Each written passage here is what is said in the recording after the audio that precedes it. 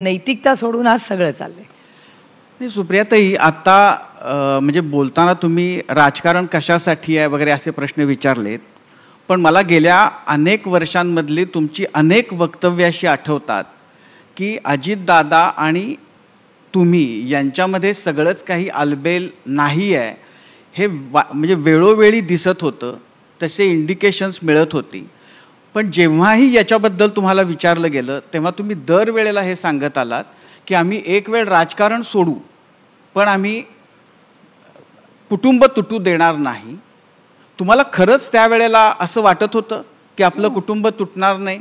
माझं कुटुंब आजही तुटलेलं नाहीये.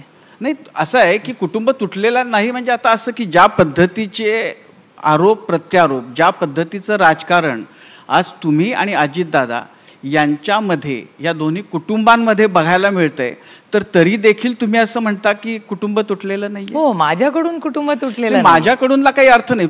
शेवटी असा आहे, मुद्दा असा आहे की अजितदादांच्या मनामध्ये खदखद आहे हे तुम्हाला खरंच कळत नव्हतं? कशाची खदखद असावी?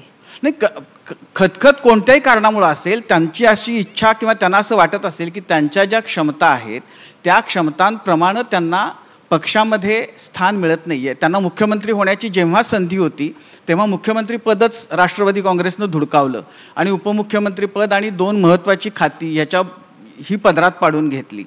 जेव्हाही अशी संधी त्यांना काही देण्याची आली तेव्हा आपल्याला ते मिळालं नाहीची खदखद. मध्यंतरी एकदा त्यांनी माझ्याकडचं विरोधी पक्ष नेतेपद काढून घ्या आणि मला पक्षाचा अध्यक्ष करा अशी भूमिका जाहीरपणानं घेतली होती.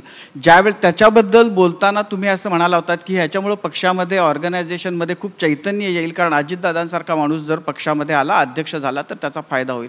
प्रत्यक्षामध्ये तेही तुम्ही त्यांना दिलं नाही. नाही, त्याचीच तर मीटिंग होती, त्याच्या आधीच तर गडबड झाली सगळी. नाही, पण मुळामध्ये की ही जी पब्लिकली जेव्हा त्यांना काही बोलावंसं वाटलं तर त्याच्या आधीही त्यांचे 1-2दा राजीनामे देऊन झाले होते आणि त्यांच्या मिन्नतवाऱ्या करून तुम्ही त्यांना परत पक्षामध्ये ठेवलं होतं, सरकारमध्ये बसवलं होतं.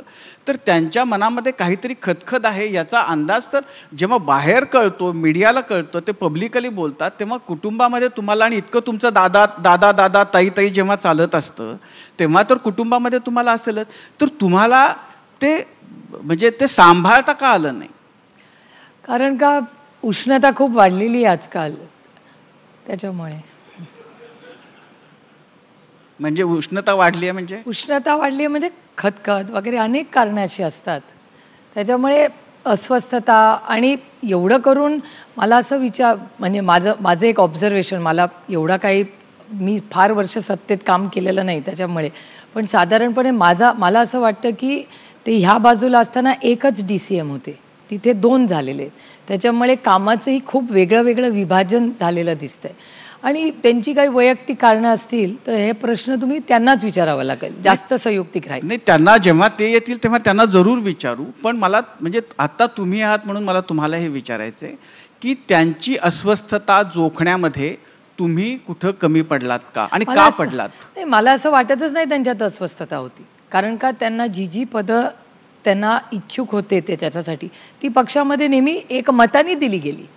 असं कधीच झालं नाही की दादाला एखादी गोष्टी हवी आहे आणि ती त्याला मिळाली नाही, असं कधीच झालेलं नाही, कधीच नाही. म्हणजे एक तर त्यांना अध्यक्ष व्हायचं होतं.